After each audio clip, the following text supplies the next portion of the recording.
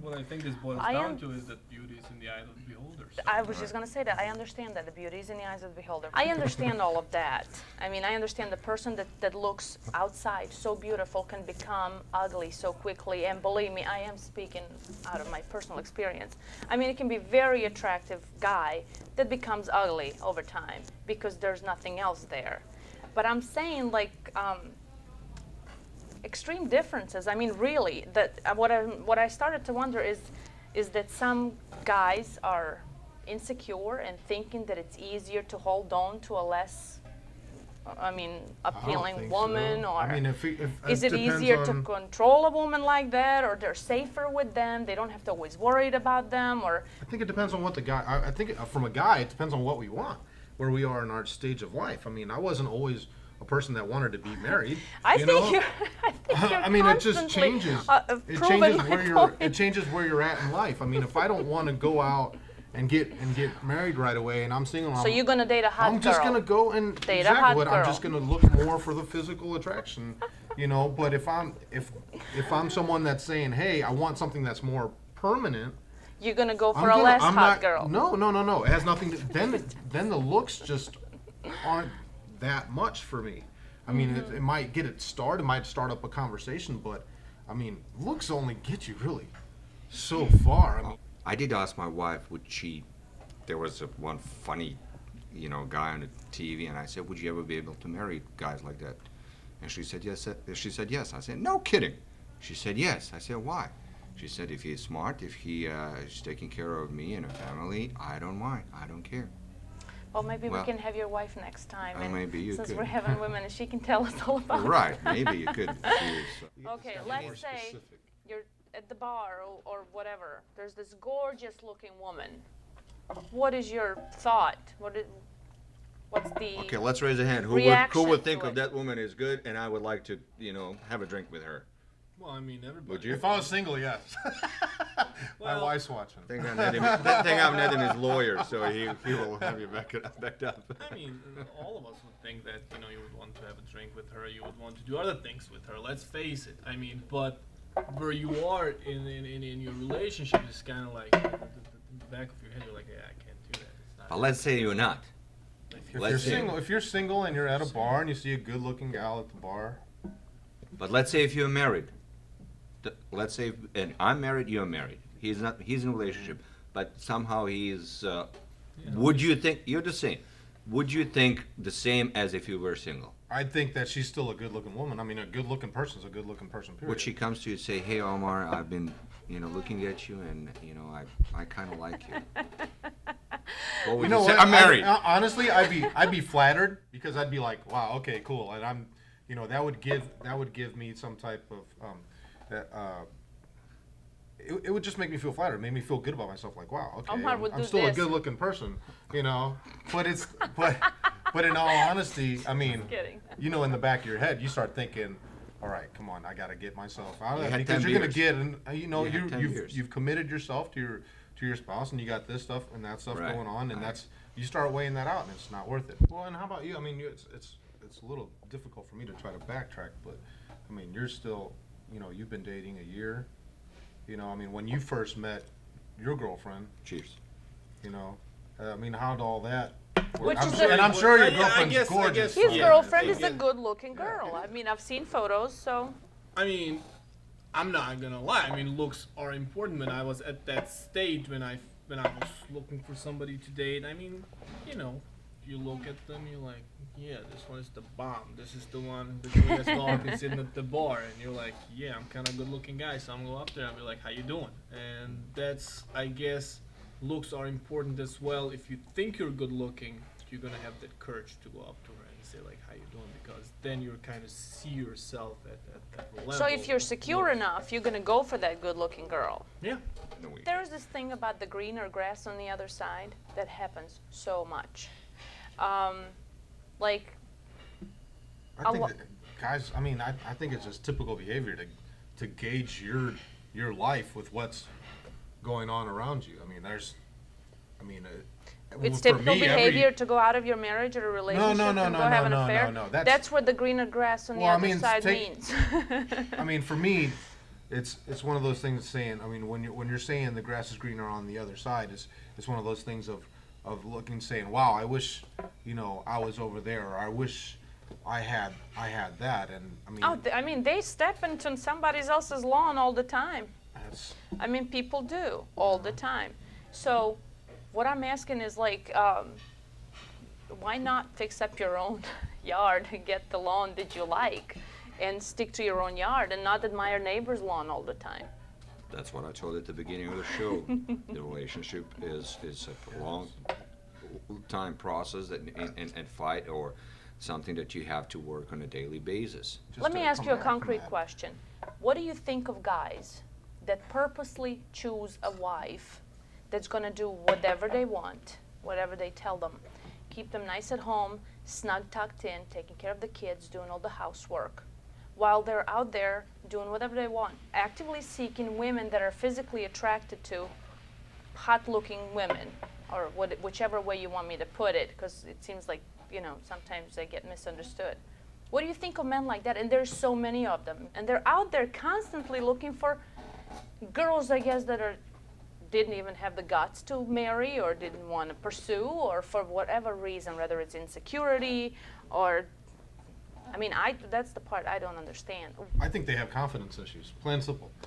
I mean, a guy that's gonna be that way, it doesn't. I mean, I think he just thinks low of himself. I mean, I don't have an issue of having someone that I can have a conversation with, that I can have a debate with, that's gonna check me when I need to be checked. That's just an issue of confidence. I mean, for me to have someone that's not on that same intellectual level or that same confidence level, I mean, that's just control. That means I'm afraid of something.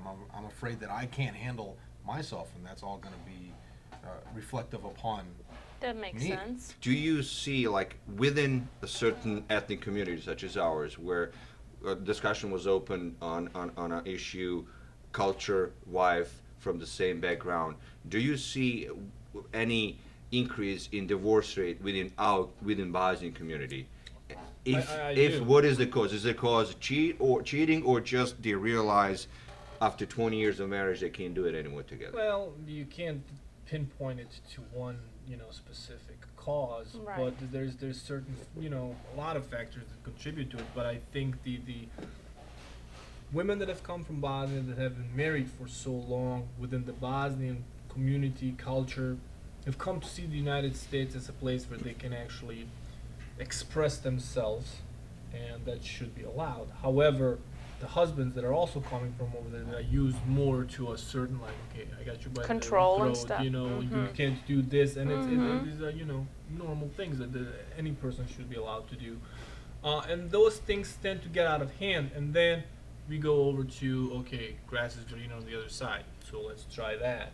In Latino culture, right, too. I mean, I've talked to Latino people as well. And knowing a lot of people that have immigrated, from Hispanic cultures and come here to the United States, I think it's not an issue of your particular culture, but I think it's more of an issue of change in culture. When you have when you're talking about a rapid change, people are trying to adjust, and you get these new liberties, and there's things that are accepted, and and sometimes you have things that go to one extreme or the other, and that's where I can see where people say, oh, well, it's a America, on the TV shows, people are getting divorced all the time. You see you see in soap operas where the one person is going out and having affairs with like 5-6 different people, and they're all swapping and everything else. Thank you guys so much for being here. I wish we had more time. I mean, this is the subject that you could just go on, and I'm sure we're not going to solve it no matter how hard and how long we talk about it. But I think you've said a lot of interesting things, and some of you said things that you're not even aware of. Thank you guys for being here. Again, Omar Maldonado, Nedim Ramic, Amir Hotic. I keep messing up your name, I'm sorry. Thank you so much for being here. It was brave of you. Thank you very much. We're going to be much stronger after this. We're going to continue our show.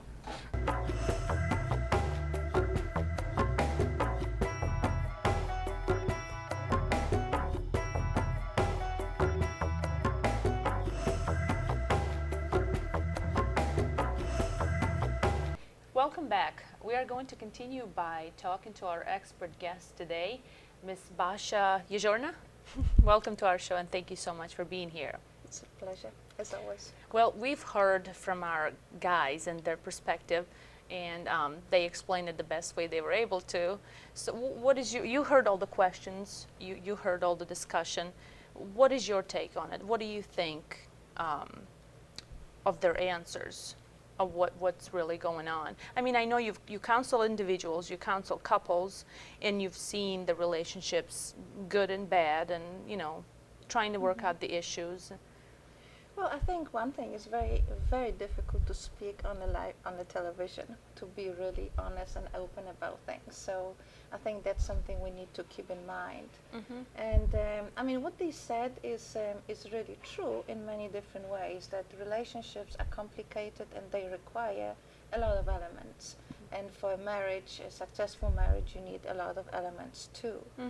But in many ways, I think they have also shown that their choice, the man's choice of a wife, at least the way that the three gentlemen here were discussing it, has a lot to do with the home they want to have. And, you know, and they, you know, with the stress on the fact that the woman is, you know, when you are thinking of the marriage is sacred in a way, at least that in the view of these three men, that's what they seem to be saying. And, you know, once you have a marriage, you need to keep it, but in order to keep it, you have to have a right partner to keep it with. And I think they were really saying a lot, you know, about what they really are looking for in a wife. Well, what did you hear? What was the right partner for these three men? From whatever they said so far, what did you hear them say? What was the right partner? It's someone, you know, generally, I mean, it's hard to generalize, but what I've heard was they were talking about is they were saying, I need someone who's going to keep the fire going at home, who's going to take care of things at home, who's going to take care of me and support me. You know, in other words, very important. I mean, some of them said it so much that what the woman is doing, you know, how she takes care of the home, how she takes care of the children, how she takes care of the relationship even, is much more important than, let's say, many other things, let's say a physical attraction. I mean, from one or two of them, it seemed almost that it was exclusive. In other words, if a woman is attractive, therefore she would not be a good candidate for that kind of a role. Right. But it was, you know, from a point of view of history, so to speak, you would say that, you know, that view of a marriage has been around for centuries. And it's really interesting that we basically have had it sort of explained to us all over again in a more modern language and perhaps a more modern way, but really the idea behind it is very old. So, Basha, thank you so much. I really appreciate you coming here, and hopefully we'll help somebody or shed some light on some things. At least we confirmed some things that have been known for centuries. That is true. In our next show, we are going to have women panelists and get their perspective. Until then, thank you for watching, and I'll see you next time.